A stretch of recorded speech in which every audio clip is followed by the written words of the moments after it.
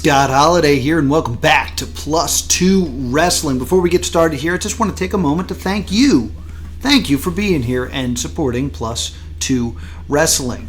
As I've said in countless other videos, that I've had to slow down production here in the summer so that we're only putting out 2 a month. And has that hurt the channel? Yeah. Numbers are down. But you're still here, so thank you so much for watching. And if you could be so kind as to do the subscribe thing, because if I could be a YouTuber for a moment, it looks like more than 80% of my viewers aren't subscribed to this channel. So please, drop me a subscribe and I will jump on my soapbox.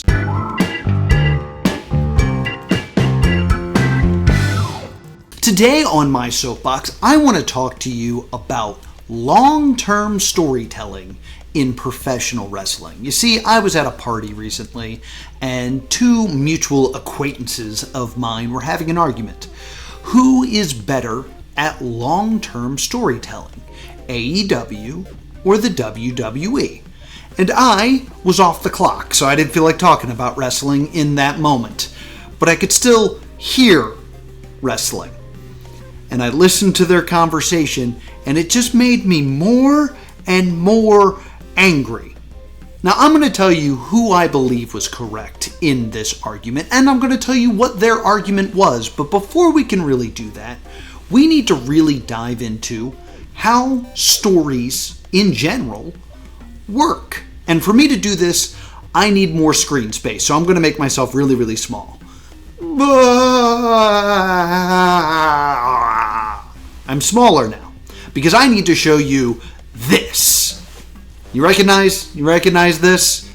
This is in every English or language arts class you took in high school. This is the story arc. This is how stories are formatted. You've probably seen this 100 times. It starts down there at the bottom where things just get going, and then boom, there's the inciting incident. This is the thing that really kicks off everything into motion. Then we have rising actions, things that are building up and happening as a result of that inciting incident, all building up to the very top of this mountain, which is, of course, the climax, the big, important moment in the story. Then after that, the line goes down. And that brings us to the falling action. Or, if you want to be real fancy, the denouement. This is the events that take place where characters are changing as a result of the climax. And that brings us back to the bottom of the mountain where the story ends. Now, if you need an example, we'll do a quick example with The Boy Who Cried Wolf. The inciting incident of that is there's a shepherd boy watching his flock, and he's bored. Boredom can be an inciting incident. We then move up with a rising action where in his boredom, he cries out that there is a wolf, despite the fact that there is not one. This causes the town to come and check and worry about the wolf, and the boy laughs and he is told, hey, don't do that. People came running and you're interrupting people's lives. Don't do that. We go a little bit more into the rising action as the boy gets bored again and cries wolf a second time. The town comes to the rescue to find once again there is no wolf, just a laughing boy. Then the big climactic moment happens. An actual wolf shows up. The boy cries that there's a wolf and nobody comes because no one believes him. This leads to his flock being eaten or him being eaten, depending on what version of the story you are reading. That leads to the falling action of the denouement. These are the characters changing as a result of the climax. The boy who cried wolf changes into a more mature and better shepherd because he learned the lesson that he should not lie about emergencies and knows in the future not to do that so that he can get help in the case something actually does go wrong. Or he changes into feces, depending on what version of the story you're reading, and that leads to the end of the story where he goes on to be a great shepherd or fertilize some grass. That's the basic story. That's basic storytelling. You see this at any time that you're studying narrative. But I always feel like whenever you're taught this in school, it's always tied to reading. It's always tied to how a story is formatted that you're reading. They don't really spend enough time in schools, I believe, talking about how to write. When you're writing a story, you don't start at the inciting incident. I guarantee you, when the person coming up with this story, the author of The Boy Who Cried Wolf, who we've lost over the years, they didn't sit down to write and go, okay, so there's a boy, and he's a shepherd, and he's bored. Wonder where this is going. No. When someone sits down to write a story, they start at the climax.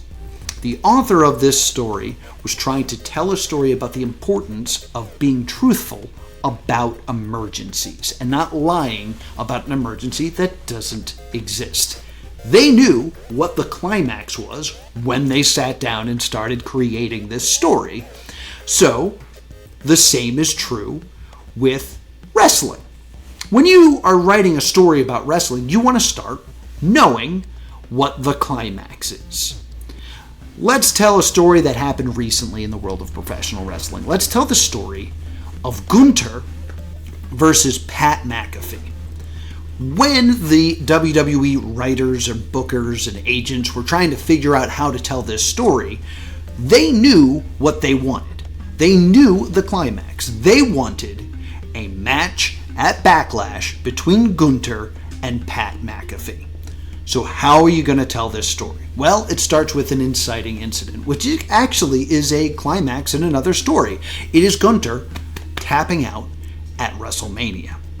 That is what causes Michael Cole to say, Gunther tapped out. He tapped out at WrestleMania and lost his title.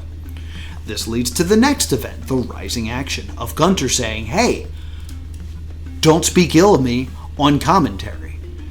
And Michael Cole saying, hey, I'm just doing my job and you're the one who tapped out. This leads to Gunther attacking Michael Cole. And that leads to Pat McAfee stepping in to defend Michael Cole. This leads to Pat McAfee being choked out by Gunther and Gunther being suspended. This then leads to, while Gunther is gone, Pat McAfee and Michael Cole talking about how they are going to do their jobs. It is their jobs to be journalists, to explain what is happening, and they can't properly do their job if they're afraid of the repercussions of professional wrestlers. So they are not going to change what they do just because they're afraid that someone might attack them. Ooh, no. They are professionals. They are going to continue to do their jobs. This leads to Gunther wanting a match with Pat McAfee.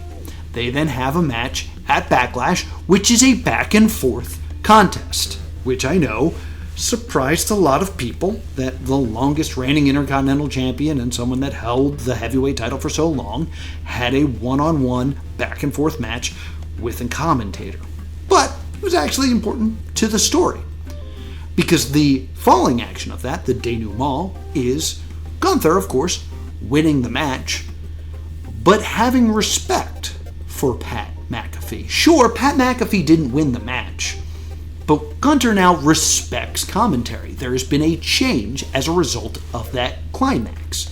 And even though Pat McAfee didn't win, Gunther is now changed and has respect for commentary, and it is kind of understood that Gunther will not attack Michael Cole again based off this mutual respect.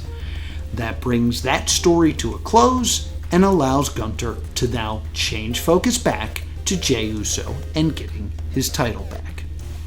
It is the exact same structure. Inciting incident, rising action, which in the world of wrestling we would refer to as build, leading to the climax, the big match, and a denouement where things change based off of that climax, and then we move on to the next story. Now, I'm going to take a small break here to jump in and make sure you're not confused. I am not saying that a match is always the climax. You can have matches that are part of the build or part of the inciting incident.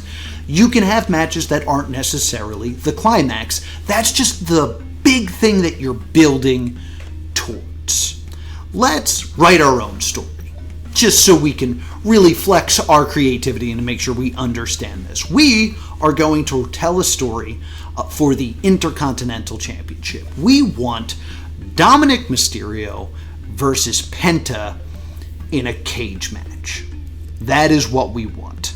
All right, how are we going to do this? Well, we need an inciting incident. What's a reason that Penta would want to wrestle for the Intercontinental title or deserve a shot at the Intercontinental title? Well, let's start with a tag match. Let's have JD McDonough and Dominic Mysterio versus Penta and Dragon Lee, because for some reason he never tags with Rey Fenix. I mean, he's right there, but we don't do the Lucha Bros. I don't know why. So they have a match, and in this match, Penta is in control. He hits JD McDonough with the Mexican Destroyer, and Dominic has the chance to run in and save, but Penta gets up and stares at him, and they're eye to eye. Penta says, "Bring it." Dominic backs off. This allows Penta to get the win over JD. He has a win now over the Judgment Day. And he says, "Oh, are you afraid? Well, I have zero miedo." I can't do the accent. "I want your title." So the next week on Raw, let's have another match. It's Penta versus Dominic Mysterio for the title. And in this match, it is a back and forth contest, but Penta's getting the best of Mysterio over and over again until Mysterio doesn't want any part of this anymore, walks out, and gets counted out. He loses the match, but not the title, because the title cannot change hands on a countout. This builds to the next week on Raw, where they have a rematch, but this time, if Dominic Mysterio is counted out, he will lose the Intercontinental Championship. They have a match, and once again, Dominic not doing great. Just battling up from the bottom. Penta just seems to have his number until he gets so desperate that he grabs the Intercontinental title and brains Penta right across the face. This leads to a disqualification. Dominic Mysterio loses the match, but the title does not change hands in the event of a disqualification. So he leaves with the title. Hey, guess what happens next week on Raw? It's Dominic Mysterio versus Penta. But if Dominic Mysterio is counted out or disqualified, he will lose the Intercontinental title. They have a back and forth match. Once again, Penta just seems to have his number. And that is until Dominic grabs the referee, allowing JD McDonough to attack Penta from behind with some sort of item, PlayStation or something, because they're always playing PlayStation. And Mysterio gets the pin. Thanks to that outside interference, it turns out Dominic Mysterio will retain the title. And you know what? That just won't stand. So Adam Pearce comes out, all right, so you want to have outside interference, you want to get disqualified, you want to get counted out. Well, let's have a match without any countouts. Let's have a match without any disqualifications. And let's have a match where no one can interfere. At pay-per-view name, you will be facing one-on-one with Penta inside a steel cage. This is our big climactic moment. It is a steel cage match for the Intercontinental title. It's a fantastic match. They put on an absolute banger, and Penta jumps over the top of the cage and lands on the floor, because who wins by going out the door? So we have this wonderful denouement of a new champion. We have Penta changing as a result of the climax to be the new Intercontinental champion. And now we can continue that line down and have this story with Dominic end, and he can fight someone else, find a new challenger. But what if the story we're trying to tell isn't actually about a cage match? What if we were secretly trying to build to an even bigger match? What if we're looking down at the next pay-per-view the whole time and we want to do an Iron Man match? What if the line doesn't look like this, but actually looks like this? See, that denouement, that thing that makes characters change as a result of the climax, that in itself can be an inciting incident to continue the current story. Because Penta is changed now. He is champion. He has achieved his goal. But Dominic Mysterio, he realizes in the course of this story that he was wrong to try to run away from his problems. He was wrong in not trying to be a fighting champion, and now that's cost him his title. So he's not going to do that anymore. He's going to take it right to Penta. So what is supposed to be the end of the story, or what looks like the end of the story, is Penta celebrating the next week on Raw with his Intercontinental Championship, and then boom! Inciting incident. Dominic Mysterio attacks Penta during the celebration. He grabs a microphone and says, "Hey, nice title. You think that you're a great Intercontinental Champion now, but you know what you've never done? Pin me. Sure, you have victories over me. You escaped a cage and you won by count out and disqualification, but you've never pinned me. I've pinned you in the center of that ring, but you've never pinned me. And until you do, you're not really the Intercontinental Champion. I'm going to get my gold back. You just wait and see." Now let's say that the next week on Raw, let's do a 4-way eliminator, and let's say it's like a qualifier for King of the Ring. King of the Ring's coming up by the time when I'm recording this, so this makes sense. So in this qualifier match, let's put in Dom and let's put in Penta, and then let's also throw in like LA Knight and Jey Uso, just pulling names out of the air. And it's a 4-way eliminator, and during this match, there's 4 people, so there's a lot of chaos just going on, a lot of stuff happening.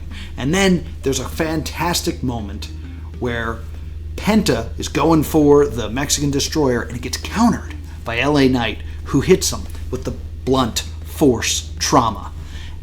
Penta goes headfirst into the mat, turns over, and Jey Uso comes flying off the top rope and hits a big splash.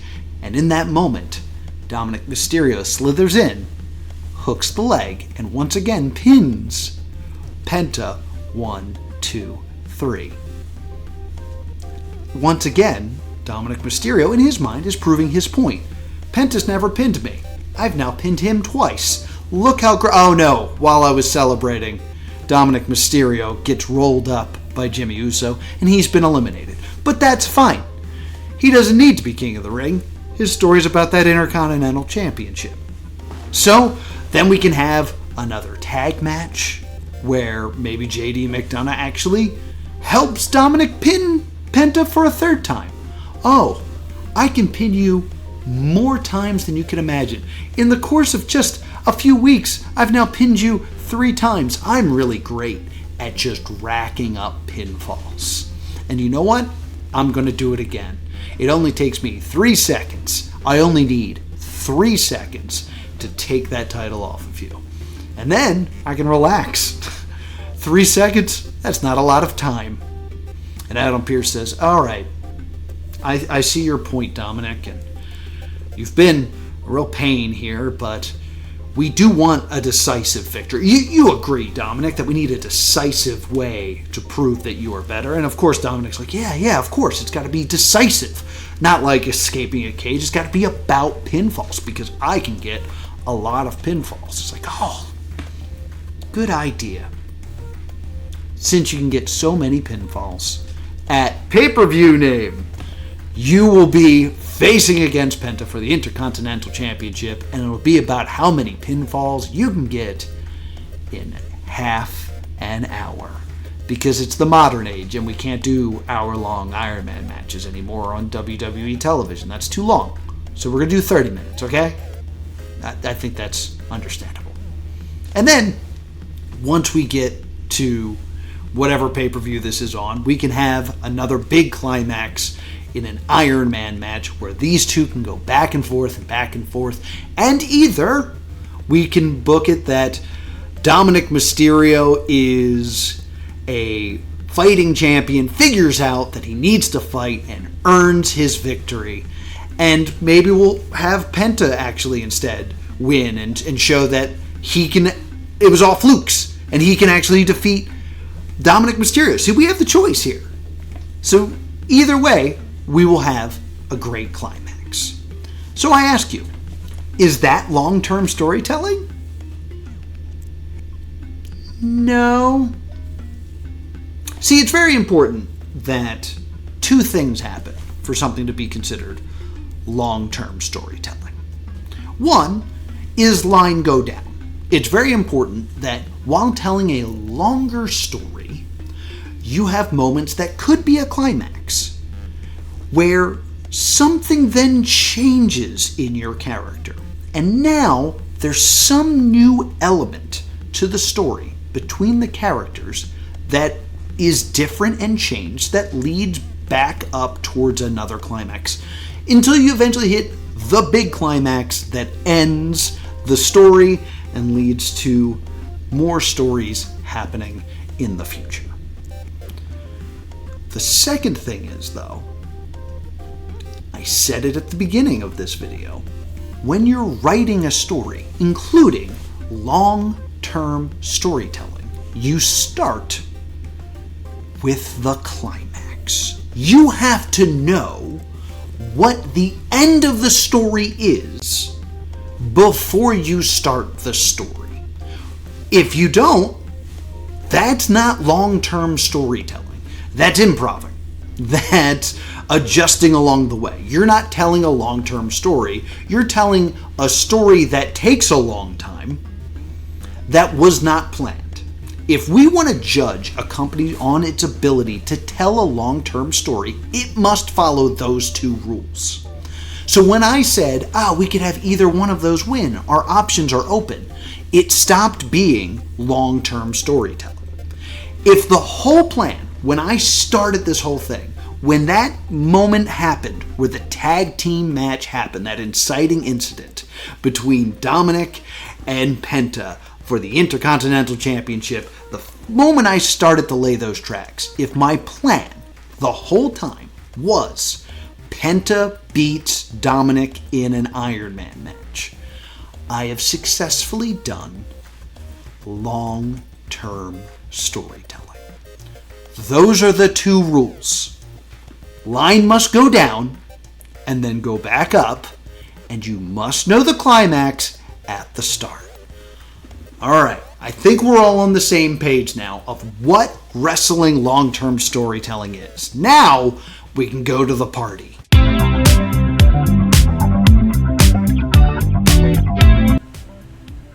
Oh hey! Welcome to the party. Is that what you're wearing?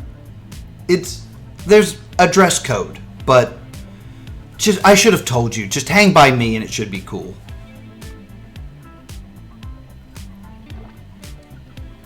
Anyway, welcome to the party.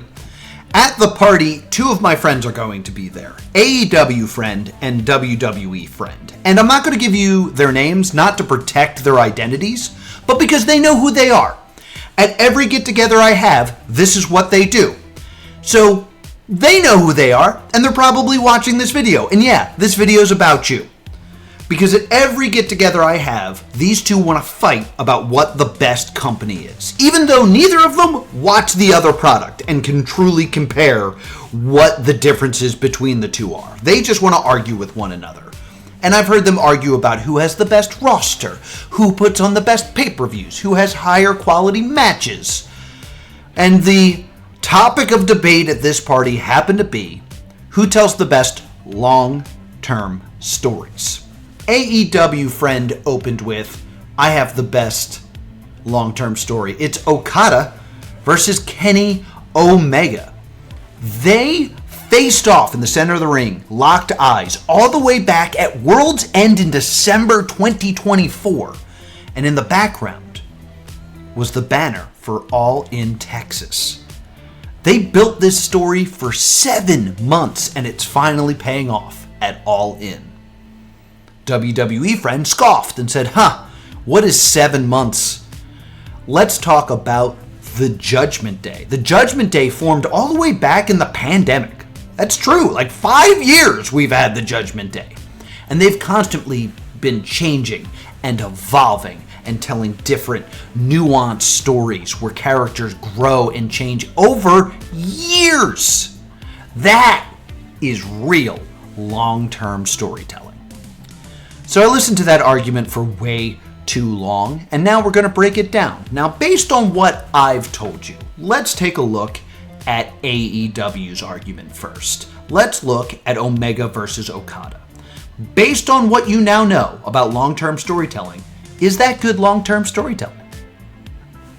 Absolutely not. Because one of the rules of long-term storytelling is line must go down.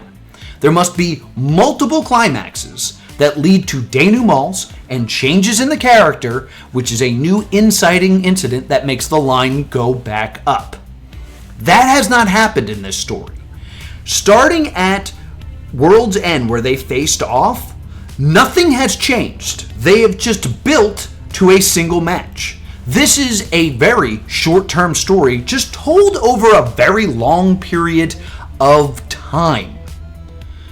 You need to have the line go down. And really, they have not interacted much other than just staring at one another and holding up titles. All this storyline has really successfully done is spoil other international title and continental title matches, because I knew they weren't going to lose. When I saw Kenny Omega battle Ricochet and Speedball Mike Bailey at Dynasty, I knew Kenny Omega had to win that match, because he has to defend it against Okada at All In.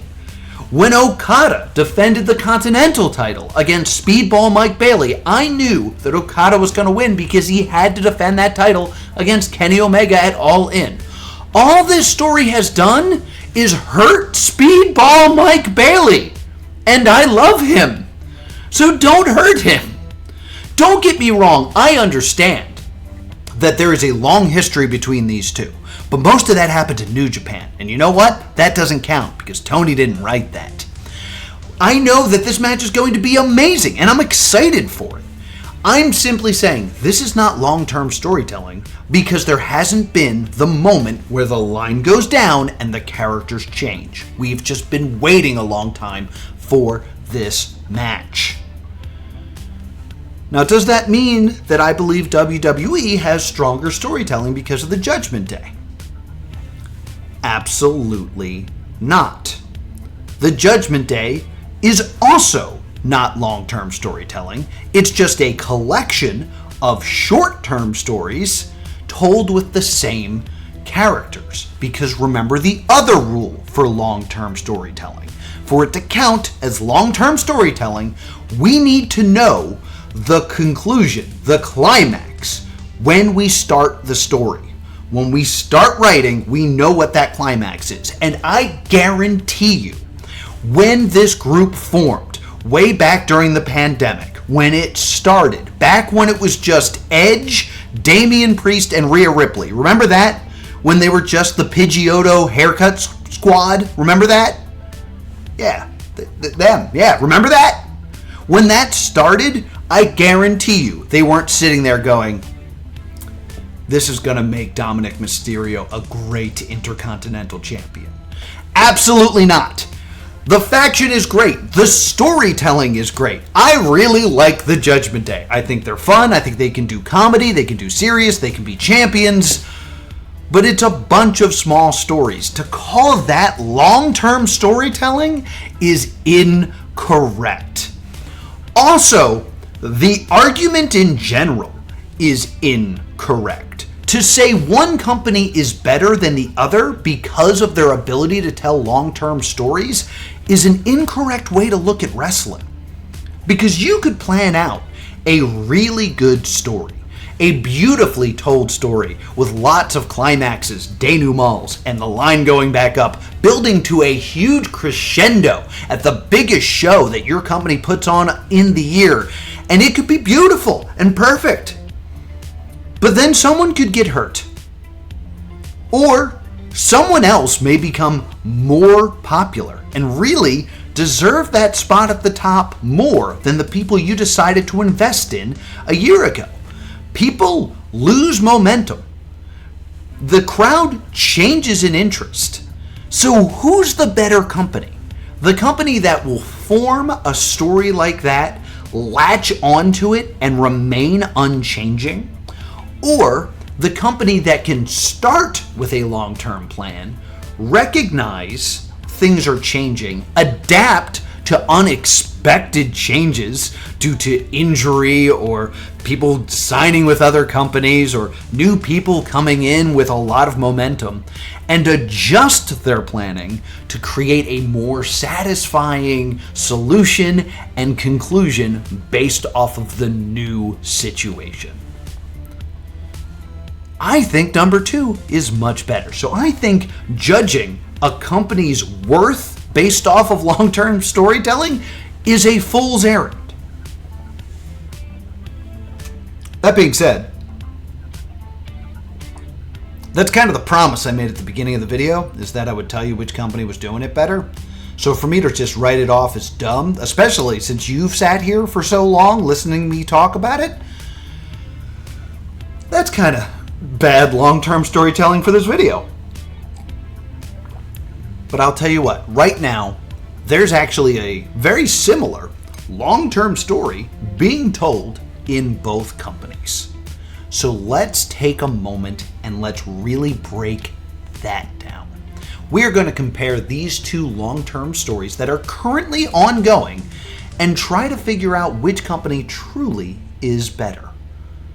Let's break down who's doing the long-term story of the title held hostage better. So let's talk about these two similar stories that are going on in the WWE and AEW right now. We are going to compare the story of John Cena winning a major title and holding it hostage, and comparing it to Jon Moxley winning a major title and holding it hostage. This is a story that has been going on in both companies and has been going on for a long time and requires long-term story planning, because you can't just have someone hold the title hostage without a plan of how that title gets taken away. That is the ultimate climax of both stories, is the story of them losing that title that they are holding hostage. Now, we don't know what the climax of either of those stories are at the moment. So we're going to evaluate both in two ways. But first, we're going to look at it simply on line go down. Did the story have satisfying climaxes that led to denouements that were then inciting incidents that made new stories come, leading to this big climax at the end? Let's start in the WWE. John Cena comes out and says, hey, this is going to be my last run. That's not really the inciting incident yet. That's more of just important backstory for what's going to happen. He's letting us know this is his last year. He's going to come in.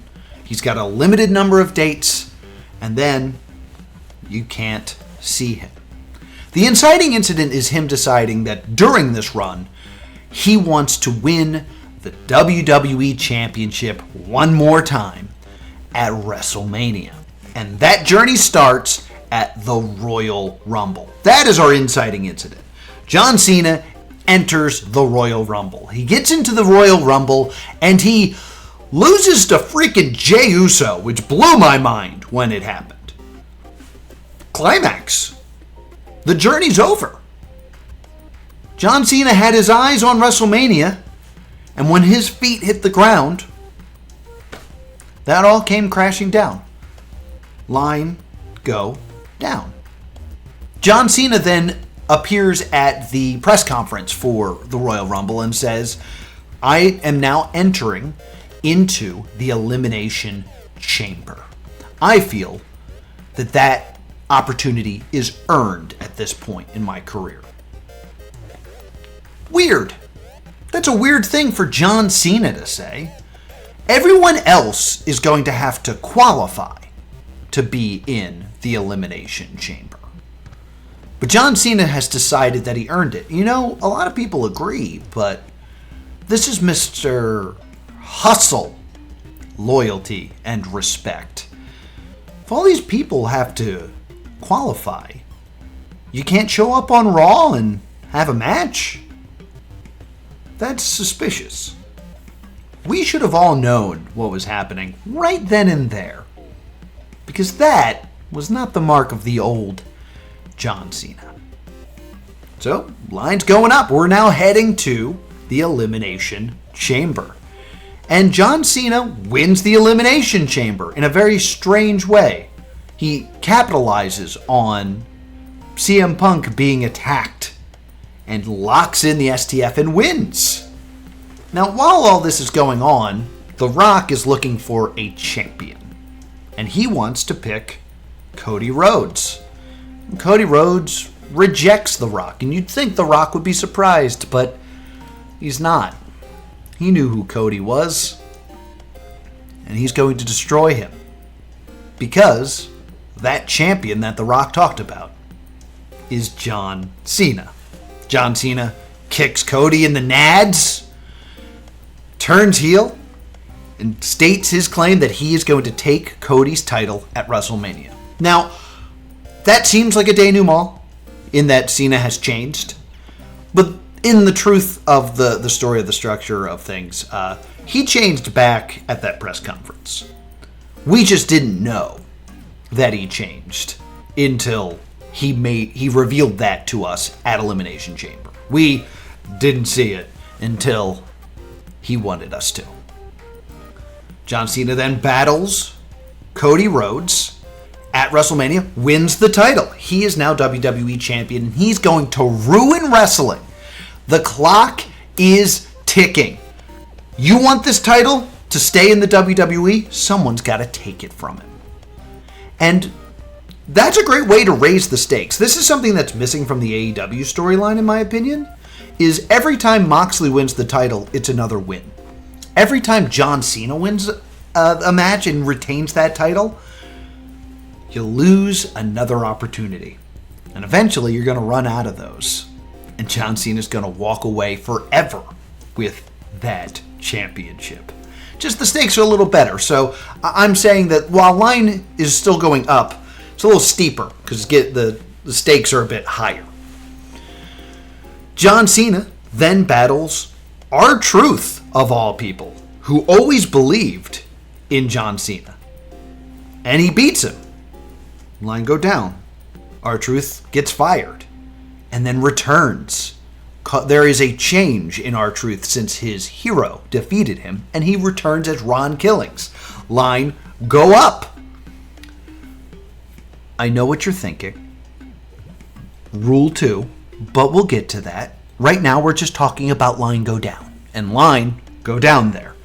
We are now heading up to whatever that moment is that is the climax of this story. Will Cody finish the story at SummerSlam and win that title back, and we will see a new John Cena based on what happens when he loses that title but still has dates in the WWE? Will he continue to hold that title to his last date, which we believe is a pay-per-view called Ruthless Aggression?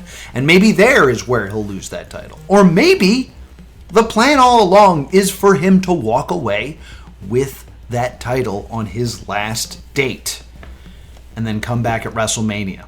I firmly believe that's what's happening. I think we will see John Cena at WrestleMania 42 defending that title. What, you're trusting John Cena, the guy who told us once in a lifetime? You're trusting him to actually retire when he says he's going to? You're trusting a wrestler to retire. That's already done. In any case, whatever that climax is, we don't know what it is, but we've seen lots of dips and turns in this story so far. Now, does that mean it wins? Well, we got to talk about AEW first. Let's talk about the story arc for Jon Moxley, which looked like this. And that's a lot of line go up. Jon Moxley won the title at World's End from Bryan Danielson. World's End? Maybe not World's End. He beat Bryan Danielson for it. In any case, he won that title, locked it in a briefcase, and said, no one here deserves to be AEW champion but me. No one's on my level. You don't deserve to even see the championship. And if you don't like that, come take it from me. And he faced Paige and Orange Cassidy and Jay White in a four-way. He faced against Cope. He defended the title against Samoa Joe and against Swerve Strickland. And there was all this talk about there being more to the story. You know, there's all this talk about Moxley saying that people didn't understand the full situation. There being wheels within wheels. And there was going to be some sort of reveal. And there never was one. I think we were all expecting there to be a moment where it turned out Jon Moxley was doing this for someone else, whether that be Tony Khan, Shane McMahon, or someone else. Some sort of wrinkle to this story. Some sort of moment where Moxley is taken to the edge where he's about to lose and has to rely on something new to then retain that title and change what the story looks like. Because so far the story's just been no one's on the level of Jon Moxley and him being right. If his motivations never change, then line never go down. This has been a very poorly constructed story for months now. Moxley believes he's the best and proves that he is. Line go up, and eventually someone will take it from him.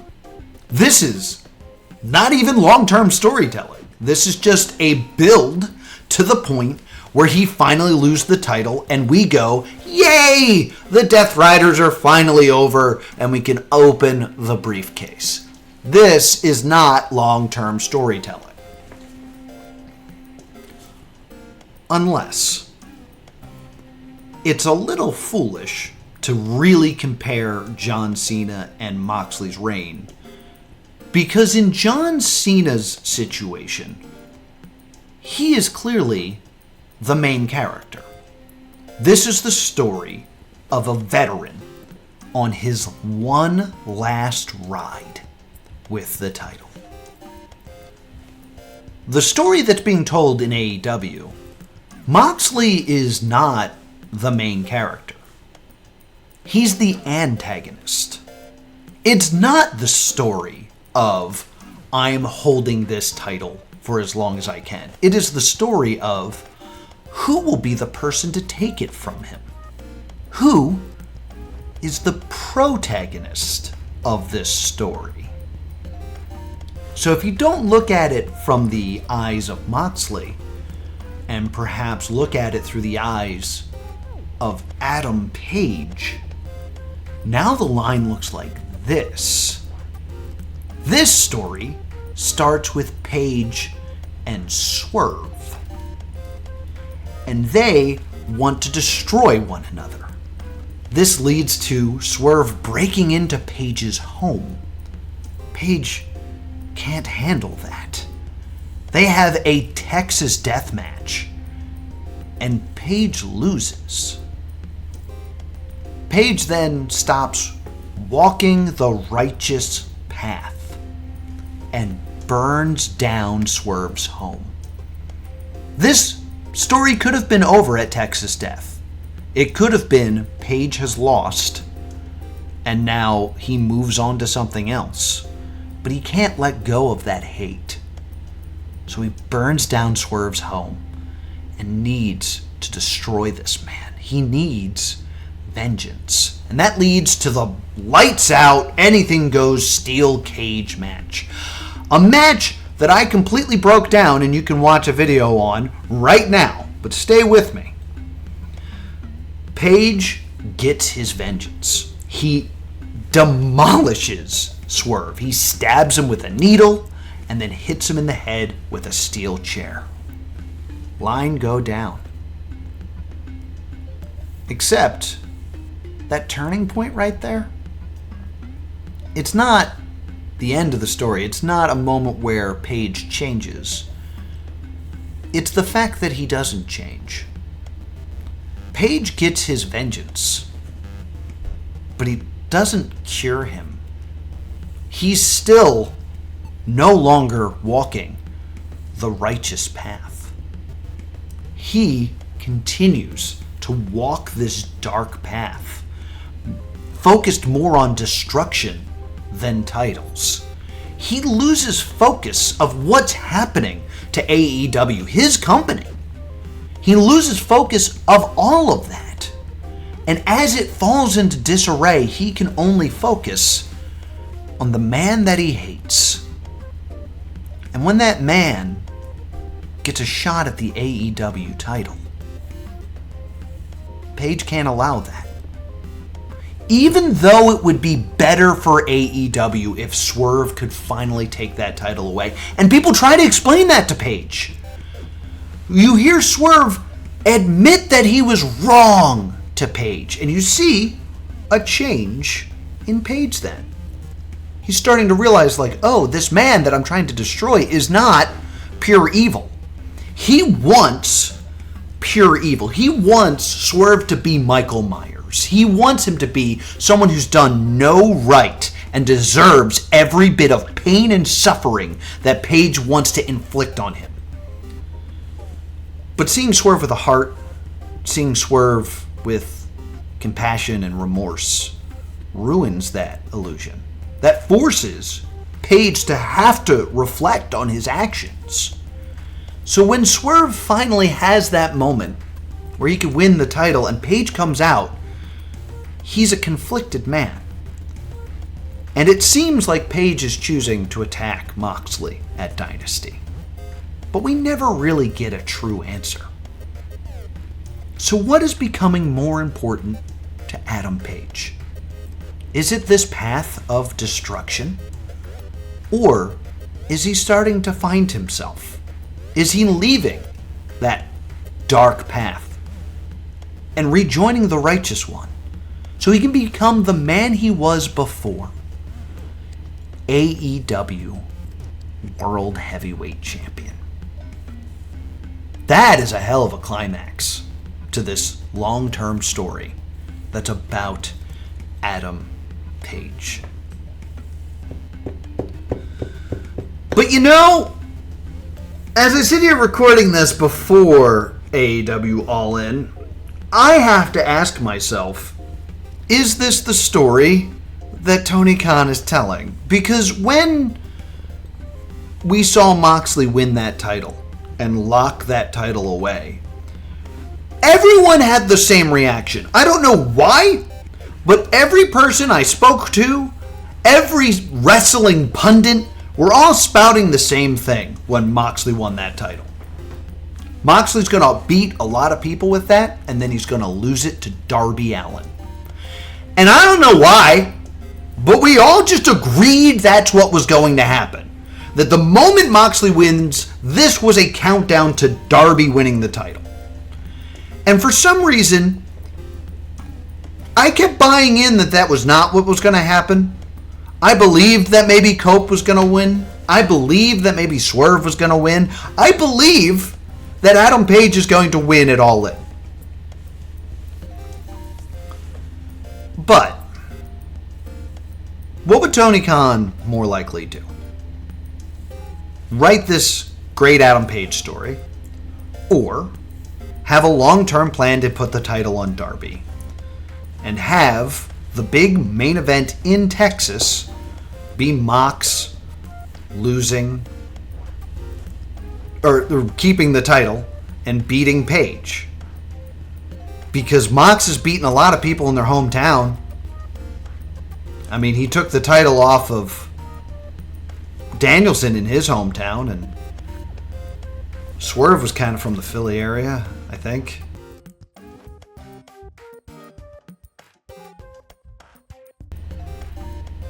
Well, what would happen next? Well, next is Forbidden Door, and with the whole Mount Everest thing, we might not have Darby back yet. So it would make a lot of sense for him to defend that title against Will Ospreay and beat him there. And then go on to All Out in September when we would have Darby back and have him win the title off of Moxley there. It's not long-term storytelling. It is short-term storytelling told over a long period of time, which AEW has been known to do. So it's really unclear what's going to happen next. And I know when you're watching this, you probably already know what happened at All In. This video was supposed to come out 2 weeks ago. This was a June release. This was supposed to be out in June. But then I recorded all this stuff and the files got corrupted, and now I have to rush to record this on Friday. This is the day before All In that I'm recording this. Do you think I want to be this beardy on my own show? No, I didn't have time to shave because I'm rushing this video out. But this is an important thing to talk about. Whether or not the long-term plan is for Darby or Page remains to be seen where I'm sitting. But if you want to tell a really good long-term story, Adam Page winning the title at All In is a beautiful long-term story. Maybe.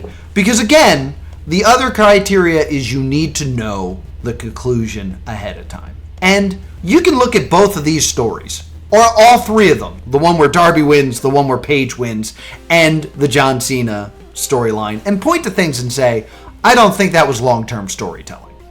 I don't think it was all part of the show when R-Truth got fired and then came back as Ron Killings. I think that that was them looking at the situation and deciding to do the right thing and do what's best for the fans.